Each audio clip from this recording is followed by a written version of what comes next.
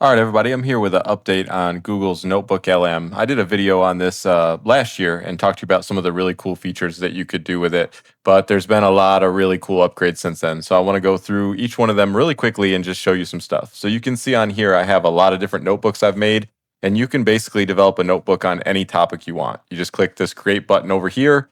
It's going to open up a window where you can upload sources, whether they're documents on your computer, PDFs, Word documents. You can link files from your Google Drive account. You can link website URLs. You can upload videos. The sky's the limit. There's even a little button up there in the corner where you can search for sources, all kinds of stuff.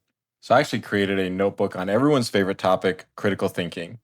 So I spent a few hours scouring the internet for all of these great resources. I'm just kidding. I went to ChatGPT and I typed in, do some deep research for me on the art of teaching critical thinking to students in K-12 classrooms and provide me with links to all the sources you use.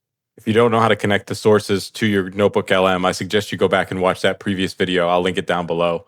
But what's great about this is it organizes all your sources. You can sort through them. You can expand them for more information. And on the right side over here, you can ask questions directly linked to your sources.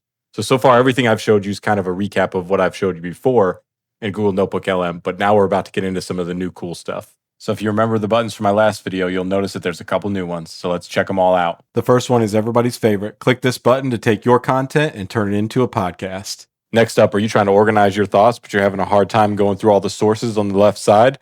Well, that's where Mind Map comes in. Click on this. It organizes all the content. You can click through it. And when you click on certain things, it directs you back to the source that it came from. It really helps you organize your thoughts and understanding when you're dealing with a massive amount of content.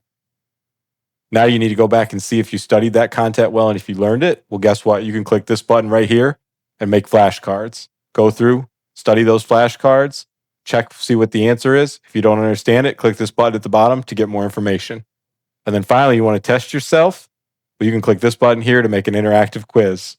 And last but not least, my most favorite, if you're a visual person like me, go ahead and click this button. And it's going to take a little bit of the podcast stuff and mix it together with some images and make a really cool video that you can follow along with. Check it out. And in this explainer, we are going to break down the one single skill you absolutely need to navigate this complex world of ours, critical thinking. All right, so here's our game plan. We're going to cover what critical thinking actually is, why it matters so much, and then we'll get into a practical.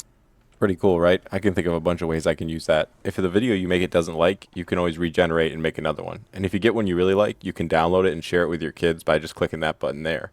You can also collaborate on notebooks with colleagues. Unfortunately, we can't share them with students yet, but this is a really powerful way to generate podcasts, generate videos, and again, work with peers to build really awesome notebooks that you can utilize for content for your classes. Hope you guys enjoyed this quick video tutorial on NotebookLM.